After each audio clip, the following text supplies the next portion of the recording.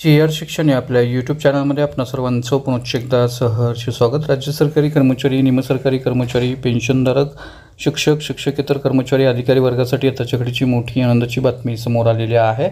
राज्य वेतन त्रुटी निवारण समिती खुल्लर समितीचा अहवाल जो आहे तो मंत्रिमंडळाने सादर झालेला आहे। या अहवालामध्ये कोणकोणत्या तरतुदी आहेत, कोणकोणत्या संवर्गांना कोणकोणती वेतन श्रेणी जी आहे, वेतन श्रेणी बदल जो आहे तो कोणकोणता करण्यात आलेला आहे, या संदर्भातली मंत्रिमंडळ टिप्पणी, वित्त विभागाचं सविस्तर पत्रक जे आहे ते पत्रक प्रदर्शित झालेलं आहे। नेमकं काय आहे ते पत्रक, कोणकोणत्या संवर्गांना वेतन श्रेणी वाढवण्यात आलेली आहे, स्तर बदललेला आहे, पेन्शनधारकांना याचा कसा फायदा मिळणार आहे, या संदर्भातील सविस्तर माहिती देणारा हा व्हिडिओ पाहण्यापूर्वी नेहमीप्रमाणे आपणा सर्वांना एकच विनंती, व्हिडिओ शेवटपर्यंत पाहावा आणि आपण जर आमच्या चॅनलवर नवीन असाल तर चॅनलला जरूर सबस्क्राईब करा, समोरील बेल आयकॉनला सुद्धा क्लिक करा, जेणेकरून महत्त्वपूर्ण शासन निर्णय, महत्त्वपूर्ण अपडेट्स आपल्याला आपल्या यूट्यूब चॅनलवरती सर्वात अगोदर पाहावयास मिळतील।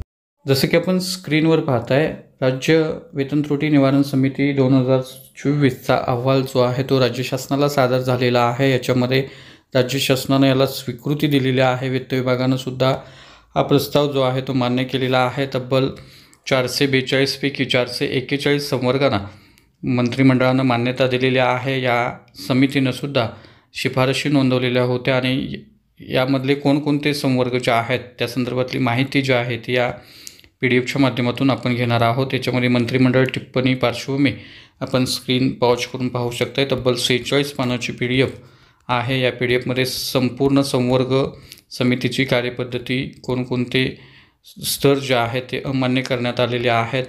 442 पैकी 441 संवर्गाच्या शिफारशी केलेल्या आहेत। त्याच्यामध्ये उर्वरित एक प्रस्ताव हा सामाजिक न्याय व विशेष सहाय्य विभागातील ग्रंथपाल सहाय्यक या पदाचा असून सदर प्रस्ताव संबंधित विभागाकडून प्रस्तावाची छाननी करून प्राप्त झाला नसल्यानं याबाबत शिफारस करणं जे आहे ते समितीला शक्य झालेलं नाही।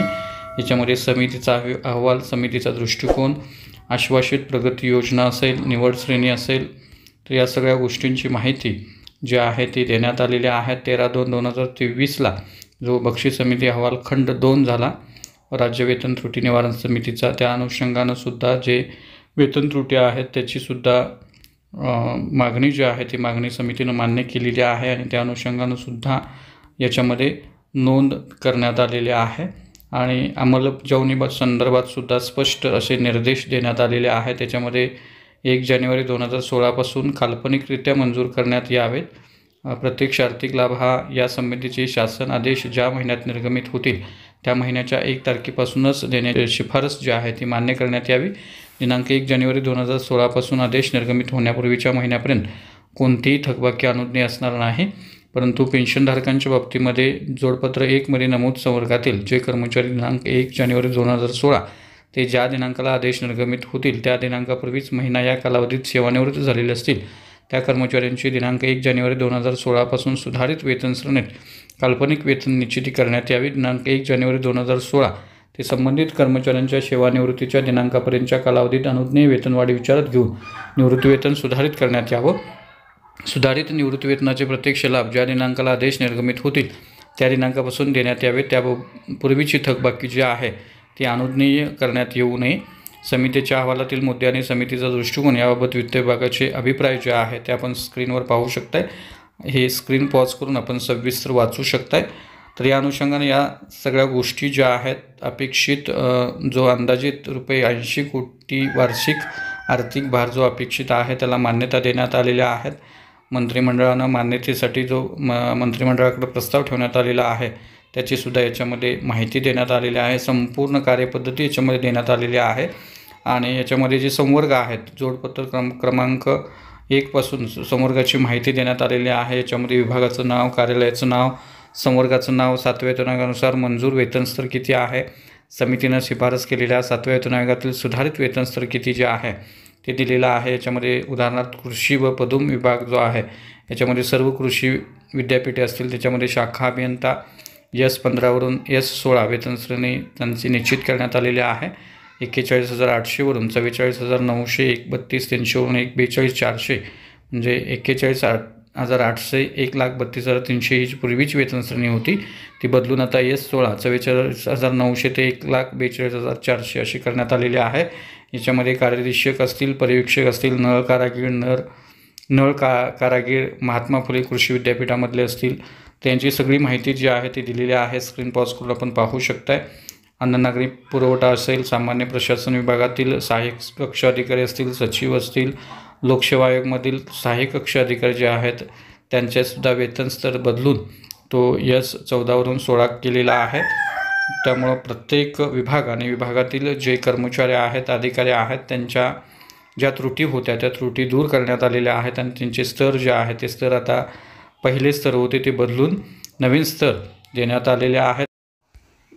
विभाग स्तर जो आहे म्हणजे पदानुसारचा स्तर आहे आणि 6व्या वेतन आयोग म्हणजे 7व्या वेतन आयोगातील आत्ताची वेतन श्रेणी आणि समितीने केलेली शिफारस जी आहे ती आपण स्क्रीनवर पाहू शकताय। स्क्रीन पॉज करून आपण सविस्तर याची माहिती घेऊ शकताय। तब्बल 46 पानाची ही PDF आहे। याच्यामध्ये वरिष्ठ सहाय्यक संचालक असतील आणि जे शिफारस स्वीकारण्यात यावी किंवा या सगळ्या गोष्टी ज्या आहेत त्याची माहिती इथं देण्यात आलेली आहेत। विधी व न्याय विभागाच्या अनुषंगानं त्यांचीसुद्धा माहिती याच्यामध्ये दिलेली आहे। सामान्य प्रशासन विभागाचे काही माहितीसुद्धा याच्यामध्ये जोडण्यात आलेली आहे। तर या पद्धतीनं आपलं पद, आपला विभाग आणि आत्ताचा वेतन स्तर आणि समितीनं निर्धारित केलेला वेतन स्तर जो आहे तो वेतन स्तर आपण स्क्रीनवरती पाहू शकताय। स्क्रीन पॉज करून आपण या सगळ्या गोष्टींची माहिती घेऊ शकताय। तब्बल 10 वर्षानंतर 7व्या वेतन आयोगातील वेतन त्रुटी ज्या आहेत त्या वेतन त्रुटी आता दूर झालेल्या आहेत आणि या अनुषंगानं जे कर्मचारी या 441 संवर्गामध्ये समाविष्ट आहेत त्यांना निश्चितच याचा फायदा होणार आहे। त्यामुळं पेन्शनधारक जे आहेत त्या पेन्शनधारकांना प्रत्यक्ष लाभ जरी थकबाकीचा मिळाला नसला तरी त्यांची पेन्शन ठरवत असताना जी इन्क्रिमेंट आहे ती 2016 पासून जी वाढ आहे ती वाढ धरली जाणार आहे। त्यामुळे पेन्शनधारकांना सुद्धा याचा फायदा निश्चितच होणार आहे। त्यामुळे निश्चितच त्यांना सुद्धा याचा फायदा होणार आहे। तर अशा पद्धतीनं तब्बल 441 संवर्गासंदर्भातली ही महत्त्वपूर्ण अशी राज्य वेतन त्रुटी निवारण समितीची शिफारस आहे। त्यामुळे निश्चितच हा अतिशय महत्त्वपूर्ण आणि अतिशय आनंदाचा व्हिडिओ आहे असं आपल्याला म्हणता येईल। तर हा होता अतिशय महत्त्वपूर्ण व्हिडिओ। संपूर्ण माहिती जी आहे ती स्क्रीन पॉज करून आपण पाहू शकताय। संबंधित मित्रपरिवारामध्ये नक्की व्हिडिओ शेअर करा। आपले काही प्रश्न असल्यास नक्की कमेंट करा।